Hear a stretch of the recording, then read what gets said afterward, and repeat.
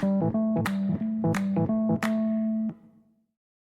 up, everybody? Just wanted to say a big thank you to everybody who's supported Lockdown Universe for the past 3 years. I really appreciate you. And if you've been thinking about a way to support, but you didn't have $1.99 to support for each month, that is okay. If you want to just buy me a coffee, there's an option for you to just buy me a coffee inside the description of each episode moving forward. So just highlight that, put it in your browser. You can go right there and buy me a coffee or two or three. I like coffee. Who doesn't? And I would really appreciate it. And it would keep me awake enough to make more podcasts for you guys. So I would appreciate that. And just wanted to let you know. Thanks for that. And thanks for supporting the podcast. Let's get to the show.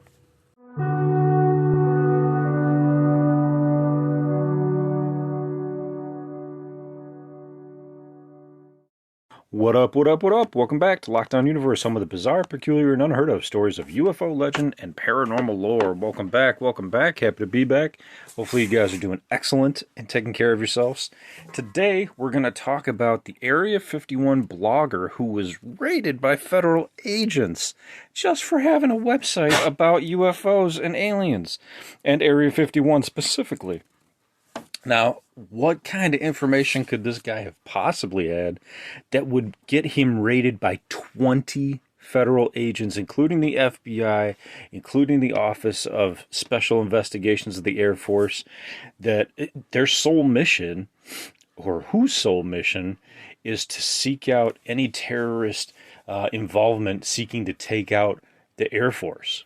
Okay, so this is really interesting. So we got to get into this one. This was just published 24 hours ago by the Independent UK. It's a pretty prominent publication. And let's see, written by Bevan Hurley. So he states that he interviewed a man by the name of Jorg Arnu, A-R-N-U, who lives near Area 51 in the Nevada desert.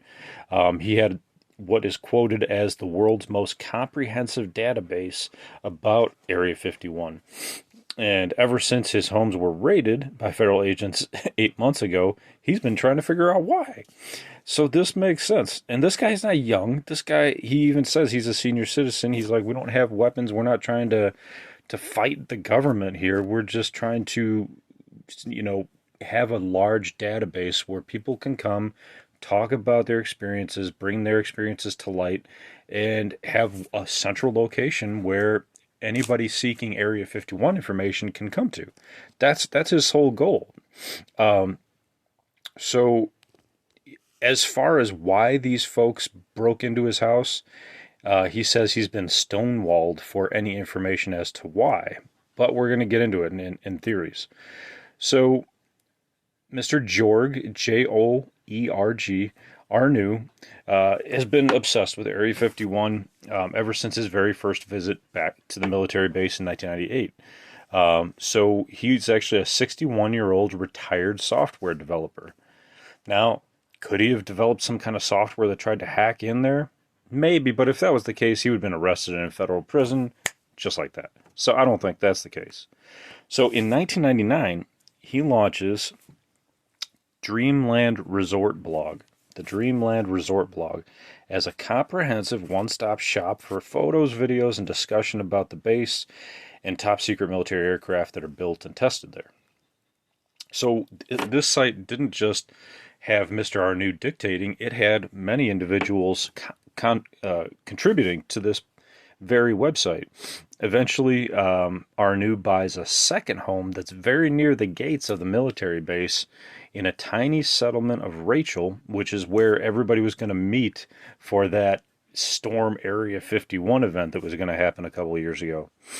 Rachel, Nevada. Mr. Arnu describes it as a virtual melting pot for aircraft aficionados, stargazers, researchers, and UFO seekers. But here's where it gets interesting. Okay, last November, not that long ago, right? Think about it. Just had, Christmas and Thanksgiving and all that. So on the night of November 3rd, 20 counterterrorism agents break into his home, kick down the door, completely terrify him while he's in bed, and they raid his Rachel home. They handcuff him, and lead him out of his home into the freezing cold for questioning. Agents simultaneously kicked down the home of his Las Vegas home. So he has two homes, one in Vegas, one in Rachel. Kicked down the door at the home in Las Vegas, where his girlfriend, Linda Hello, was awoken to find a dozen FBI officers in the living room. She says she was ordered at gunpoint to come down the stairs from her bedroom, dressed in only a t-shirt and underwear. And he says, "We're senior citizens. We're not armed. We fully cooperated with agents, yet we were treated in the most disrespectful and humiliating way possible." Now, here's where it gets interesting. The agents seized 4 of Mr. Arnou's computers containing his life's work on Area 51, including treasured photos of his deceased parents, medical and tax records, and other information. Hard drives, phones, cameras, and a drone were also taken. And you look at a picture of this guy. Dude, this guy, he's just a regular everyday, Joe, and these guys are breaking down his door, and they didn't charge him. It's been 8 months. They have not charged this guy. Give him his stuff back. Even if they're going to delete everything off, damn, give him his stuff back, right? After the search was finished, the agents handed Mr. Arnou a search warrant signed by a federal magistrate judge, and the first 39 pages were missing. Wow, isn't that convenient? And it only provided vague hints of what the agents were looking for. He would later learn that a joint team from the FBI and the Office of Special Investigations for the Air Force had conducted the raids. He believes the interrogation was led by an agent from the OSI, Office of Special Investigations, which also investigates UFOs. Their counterintelligence wing has a stated goal to investigate hostile intelligence services and terrorist groups that target the Air Force. 8 months on, he still has no idea whether or not he's going to face charges, or if he'll ever get back the more than $30,000 he says that he's out of pocket because of all the stuff that they took. He can't work without his technology and all of that information. Guess what? If he's running a popular website and people are coming to it, guess what? He's got ads on it. He's probably making his life living off of that. It doesn't have to be a ton of money to survive if he's got Social Security, and then he's got, a little bit of income in, maybe $1,000 from coming in from the website or $2,000 for the month. Hey, guess what? He gets to live, but, you take all this stuff away and, this big problem for people. Mr. Arnou tells the Independent that he had taken care to avoid publishing any material that could harm national security interests. He relied on the extremely knowledgeable members in the network who were former workers at the base and veterans. Okay, so this is other people telling their story, and he gets punished for it because he has the computers that were running the platform, basically, right? He believes the raids were a deliberate tactic by the U.S. government to try and intimidate and silence the Area 51 research community. So, okay, then they just kind of go on talking about how and what the Air Force is. The Area 51 is. We know what it is. So I want to get down to what he talks about here. He talks about, when he was doing some research on Area 51, he went out to the site, and they were constantly being harassed by aircraft coming out to where they were at. Now, they were in a very desolate area, hard to see. Not a lot of people could see them, and they could hardly see, a lot from their vantage point. But they would have what he stated were, what was it, F-117s, kind of like the stealth fighters, coming out buzzing their heads in 2021 when they were out there.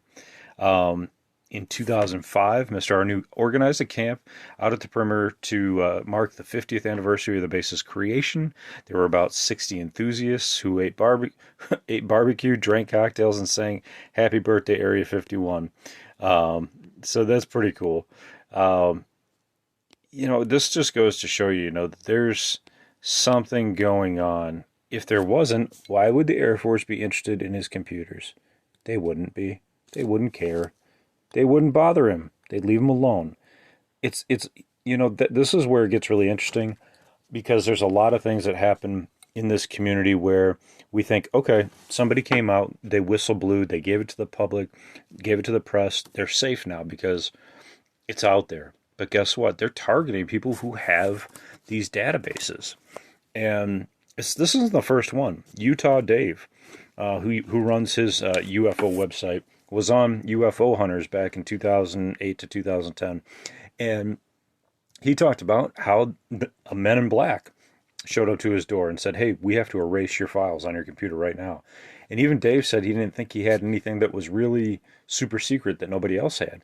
But they came to his door and told him to shut it down. Now, that leads to the question, right? If two folks have already had this happen, one about a decade or more ago, and then one just last year, how many more people have had this happen to them and not come out to the press and told about it? This is where it just gets kind of not scary. I mean, I do my podcast all the time. I'm not worried about them showing up to my door. If they do show up to my door, guess what? That's proof that they're scared, that they're trying to hide something. And this is proof that they're trying to hide something. So I say we continue to push forward. We continue to find out the truth through, legal means. But, they're trying to intimidate people and get their sites shut down. Well, I don't understand why they have to show up to their door. Why are you showing up to people's door when they can just take down the website? I mean, let's face it, the government can do whatever they want with the internet. Why do they have to show up to people's door and take their property? It doesn't make any sense to me. If they don't want a website up, they just shut it down. They say this site is seized by the FBI, just like they did with the Silk Road, with all the Bitcoin and the black market stuff. They did that. They shut down tons of websites, including the Silk Road, and said FBI has seized this website. Why aren't they doing that with this? It's really bizarre. It's really bizarre, right? I mean, you could arrest him, but arrest him for what? They haven't arrested him for anything. It was intimidation, and they stole his property. And they're not going to charge him, right? Because seriously, if they were going to charge him, they would have done it by now. 8 months, and they've had his property, nothing's going to happen. So Arnu has been stonewalled at every turn in his attempts to try to find out what he did wrong. FOIA requests to the FBI and Air Force have been denied. The request for restitution for damage was also knocked back. A complaint to the Department of Justice office and the Inspector General went nowhere. Mr. Arnu has also written to a dozen lawmakers who have either ignored him or claimed they are powerless to intervene. Interestingly enough, when contacted by The Independent, the spokesperson for the FBI's Las Vegas office declined to comment. The Air Force did not respond to a request for comment, and Mr. Arnu said the Area 51 research community has rallied around him and even set up a GoFundMe page to help recover some of his losses. I love that. I love that this community is so strong that we support each other and we help each other out in trying to find the truth. Again, this is brand new info, brand new, documentation, brand new whistleblower, if you want to call him that. So I think that we have to think about what's really going on here. Was it really the FBI that showed up? Was it an alien species shape-shifting themselves like our officials showing up saying, hey, we need your property? I don't think so. I think they were humans, because if they were aliens, they could just zap his computer from Pluto probably and have the information erased. So it's really interesting. It's really interesting to see that the government is willing to go so far as to silence us when they are hired by us. We pay for their salaries. We pay for them to protect us. And if we search out and find something interesting, they try to come and shut us down. They come and try to shut us down and try to scare us and intimidate us. It's really sad. And I know a lot of people would be intimidated, right? These guys, they'll come and say, hey, we'll kill you and your whole family, and we'll throw you out the helicopter and you get lost in the jungle and eaten by some wild animals. Man, that's what they do sometimes. Reported by a lot of these whistleblowers. So, I mean, it's there. Anyway, guys, I'm going to leave it at that. We're going to keep on keeping on and continue to report what we can find.